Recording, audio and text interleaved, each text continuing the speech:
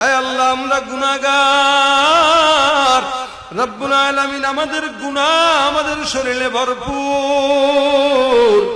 গুনাহের দিকে যদি তাকাই জাহান্নাম ছাড়া কোনো উপায় নাই। আর রব্বুল আলামিন দুনিয়ার আগুন সহ্য হয় না। আয় আল্লাহ, আগুনের ভিতরে একটু হাত পড়লে আল্লাহ আগুন সহ্য করতে পারি না, হাত পড়ে যায়। দুনিয়ার আগুনের চাইতে জাহান্নামের আগুন হাজার কোটি গুণে বেশি গরম। মালিক গো, আমরা জানি না জাহান্নামের আগুন কতটুকু সহ্য করতে পারবো। আয় রব্বুল আলামিন, আদর কইরা তুমি আমার মতো গুনাহগার বান্দারে বানাইছো। আয় আল্লাহ, আদরের এই বান্দাদেরকে তুমি জাহান্নামের আগুনে ফেলায়ো না। আয় আল্লাহ, আদর করা বান্দাকে তুমি জাহান্নামের আগুনে দিও না।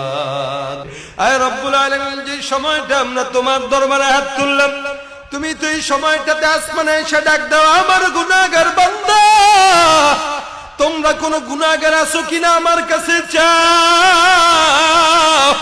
আয় আল্লাহ, তাকায় দেখো, এখানে কিছু বান্দারা, হাজারো মানুষ ঘরের ভিতরে ঘুমায়, কিছু বান্দারা তোমার কাছে মাপ পাওয়ার জন্য এই জায়গায় হাত তুলে চোখের বাড়ি ছেড়ে কান্দে তোমাকে ডাক দেয়।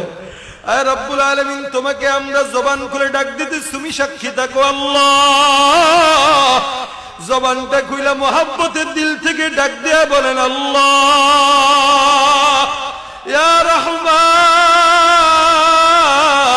ইয়া রহিম ইয়া হান্নান